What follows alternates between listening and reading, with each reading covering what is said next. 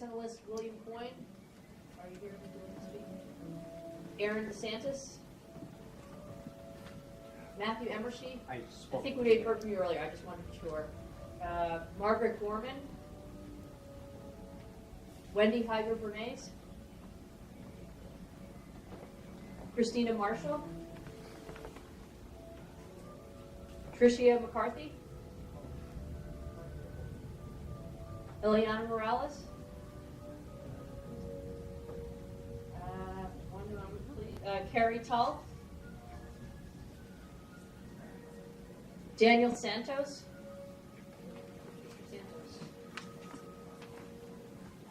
And after Mr. Santos, Susan Chapman was the next name on the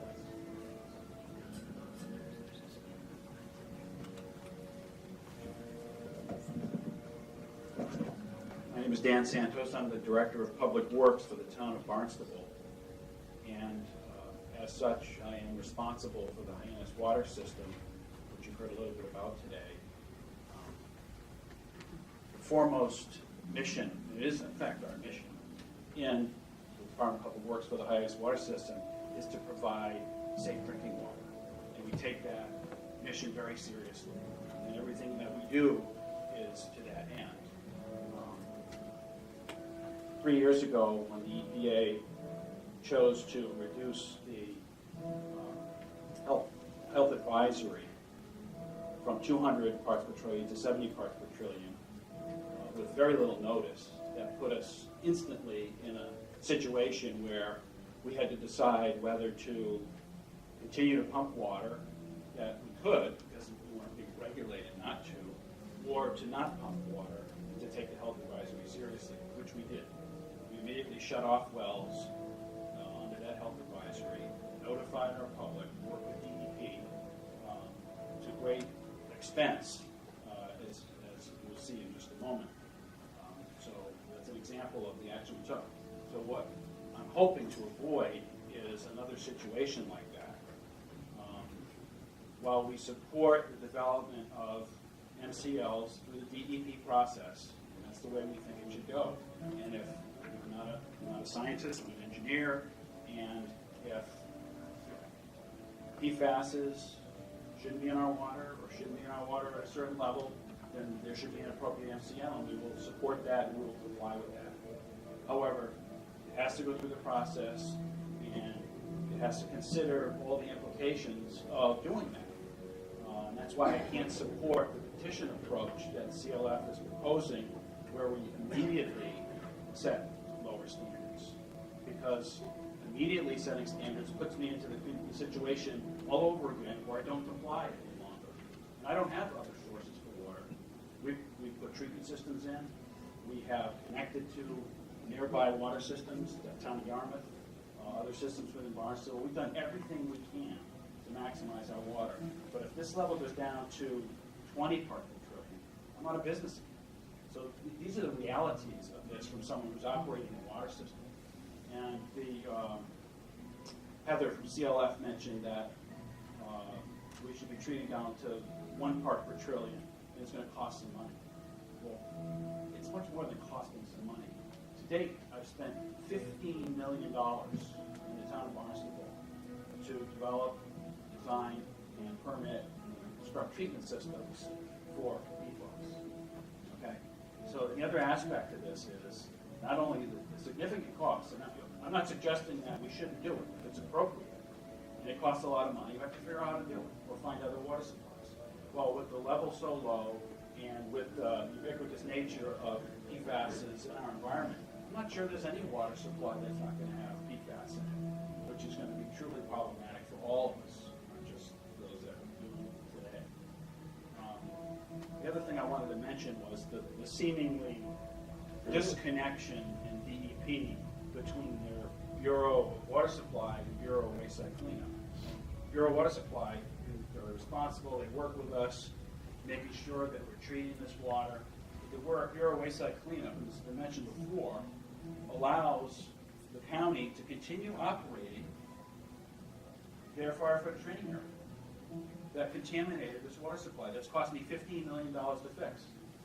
they continue to this day to pour water on that site. How is that possible? It's beyond me.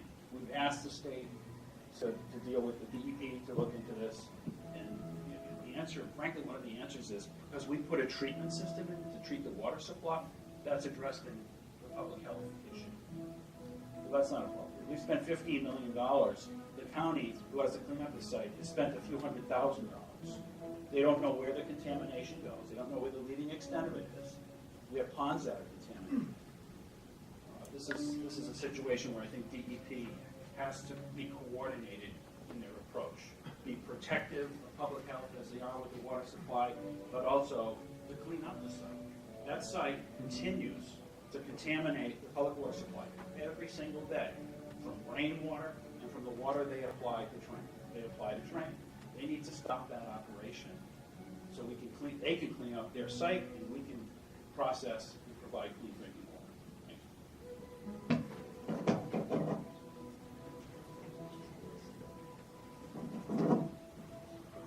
Susan Chapman, are you here? Would you like to speak?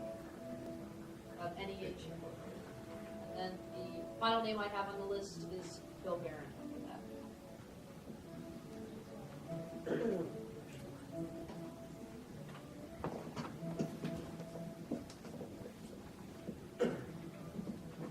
That's the most challenging part of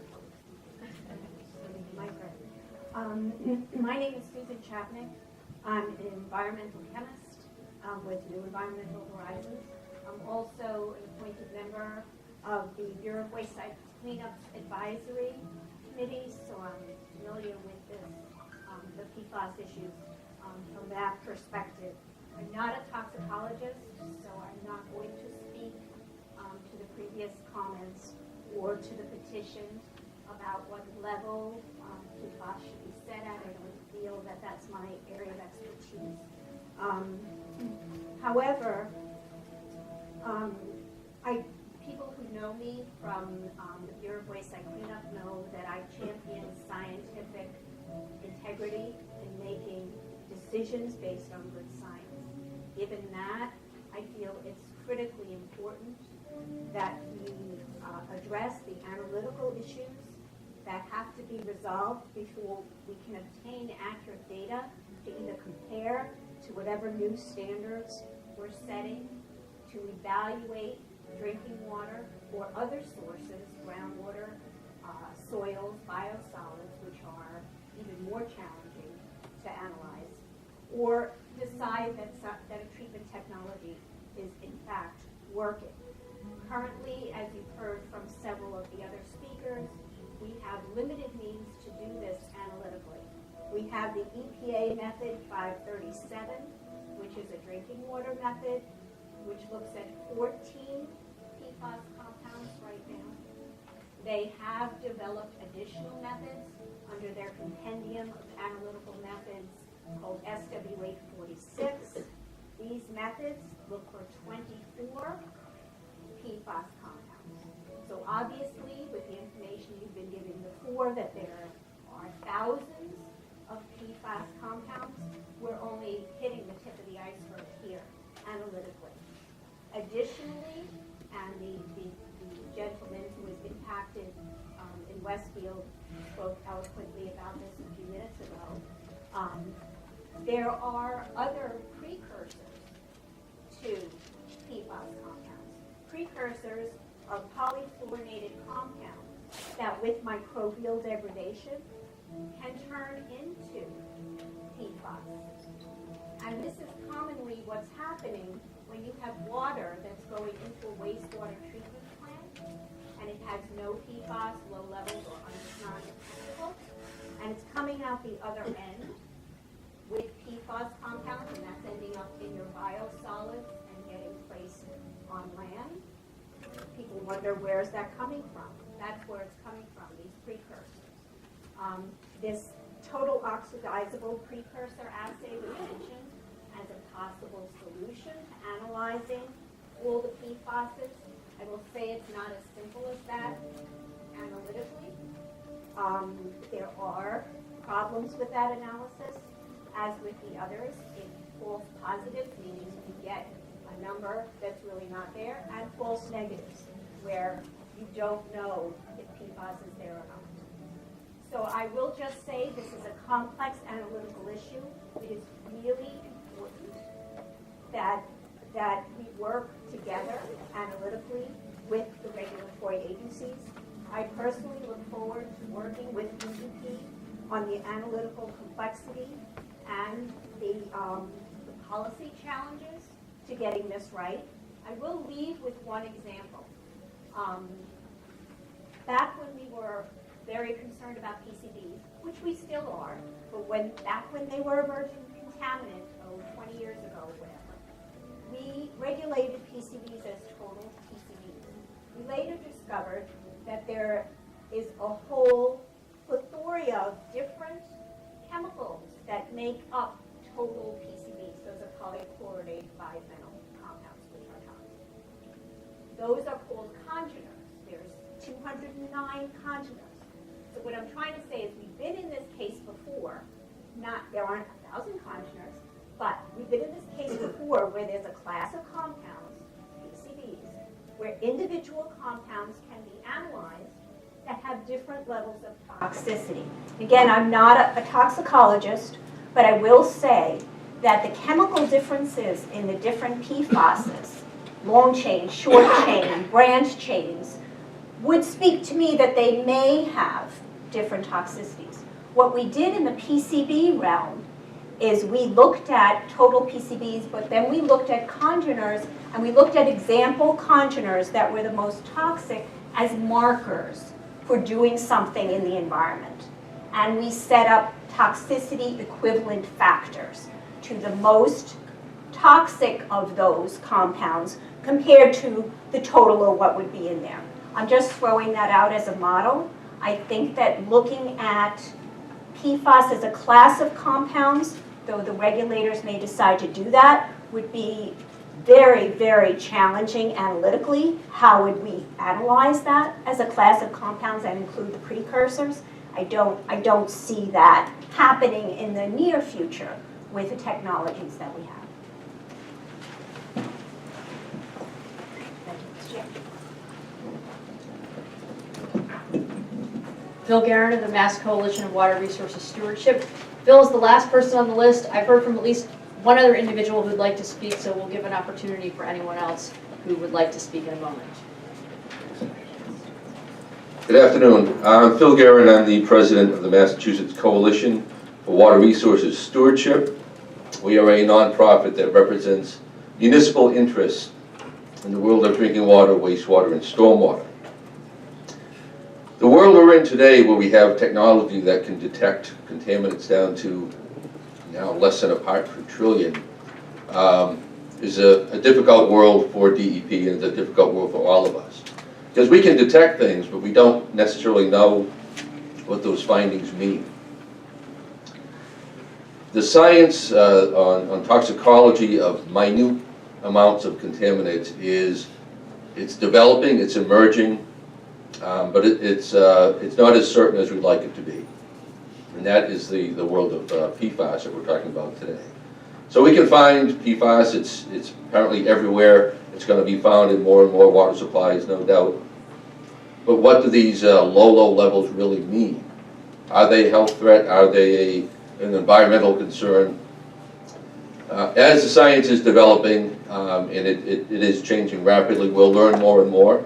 But we can't make decisions that have potential vast implications for municipal costs and for public health based on what we think we might know in the future, or what we just started to get a grasp on. So I'm not here today to suggest what the right number should be. There are some that think any amount of anything should be removed and is potentially damaging. There are others that think that any amount of anything can't cause any harm and we shouldn't be worried about it. The truth usually lies somewhere in the middle. So if DEP chooses to decides it's necessary to regulate PFAS at this time, we do ask that they follow the process that is established for development of an MCL. That process is well defined in the Safe Drinking Water Act, the Federal Safe Drinking Water Act, that governs what we do as public water suppliers. And that process begins with using the best available science. So that's best available science, not the science that may come to pass sometime in the future, to determine what the health effects are and at what levels they might be a concern. But it doesn't begin and end there. It's not just a matter of finding the lowest number and saying there's the MCL. We have to also look at water treatment technology and what that can reliably achieve. But beyond that, you also have to look at cost and benefits. What does it cost to treat the water? And what are the benefits that be derived? Now, we've heard about a lot of contaminants, PFAS contaminants, coming from non-drinking water sources. In fact, they may be much more dominant than drinking water sources as far as total intake goes. So if it costs $100 million to build treatment facilities for drinking water to get down to a part per trillion of PFAS, and at the end of the day, 99% of your PFAS is still coming from other sources, have you protected public health? Those are the kinds of things we need to look at, and that is done through the MCL process. So I ask that DEP, again, if they decide to go down this route, we not regulate through guidance or policy, but we pursue an MCL, we look at all of the factors that are called for in the Safe Drinking Water Act. And in the end, we end up with a maximum health risk reduction at a cost justified by the benefits. Thank you. Thank you. Thank you. So I believe there is one other individual who would like to speak. Ethan, and I'm sorry I did not catch your last name, but you can introduce yourself, and if there's anyone else after he finishes, I will come back and make a final call. Thank you very much. My name is Ethan Mascoop. I'm self-employed as a consultant in the environmental field. Also, I'm an adjunct faculty member at Boston University School of Public Health. I listened very carefully to all the comments, and I think they're all very important points.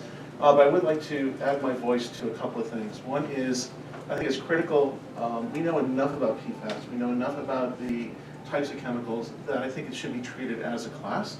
I think that's critical, I think it's important. And let me give you one example. About last year, I found a report where a different kind of exposure, and a possible different kind of source of contamination for groundwater as well. These were recreational programs in summer camps where they were using firefighting foams for children to play in as for parties and for foam days. And going back to doing some research, we have some data now and some evidence where, going back to the 1980s, firefighting trucks coming to summer camps, spraying foam on children, they frolic in the foam, and then they would water down the fields with water from the fire hoses to dispose and to get rid of the foam on the lawns or on the playing fields. This was not uncommon, and it's still common today. The problem is, or the challenge is today, again, when we need to treat it as a class, is that there are manufacturers of these foams used for parties, and for the most part, these products are made from the same, or manufactured by the same manufacturers that make the firefighting foams.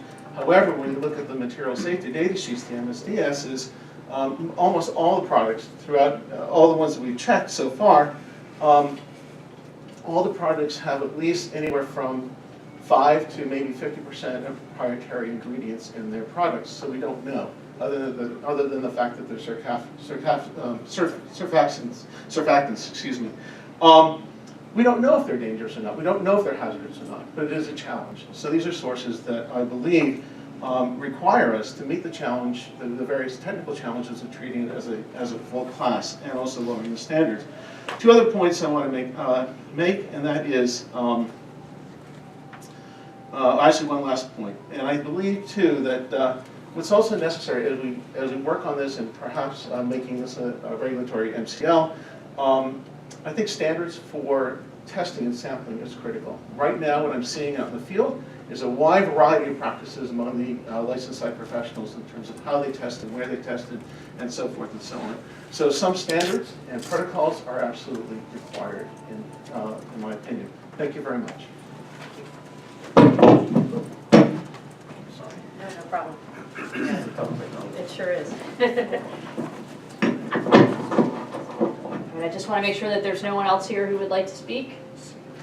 Okay, so I just want to take a moment to thank everyone here who spoke and thank everyone who listened. This was incredibly thoughtful and informative and very respectful, and we really appreciate that.